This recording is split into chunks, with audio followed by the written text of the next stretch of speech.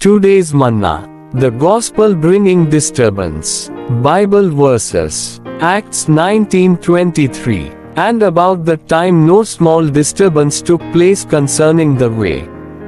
Acts 19:24. For a certain man named Demetrius, a silversmith who made silver shrines of Artemis, afforded no little business to the craftsmen.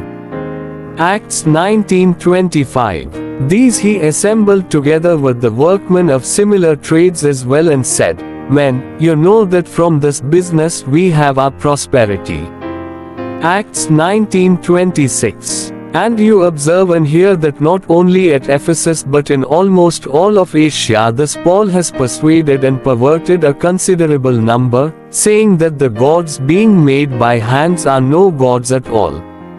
Acts 19:27. And not only is there danger that our trade will come into disrepute, but also that the temple of the great goddess Artemis will be counted as nothing, and that the magnificence of her whom the whole of Asia and the inhabited earth worships will also be overthrown. Acts 19:28. And when they heard this, they became full of rage and began to cry out, saying, Great is Artemis of the Ephesians.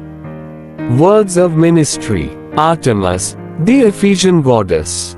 In Latin, this was Diana, the Roman goddess.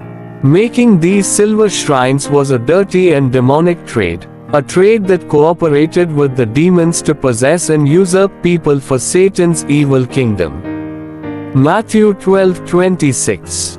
Behind the idol worship were demons who instigated the uproar against the apostle to disturb and frustrate the preaching of the gospel.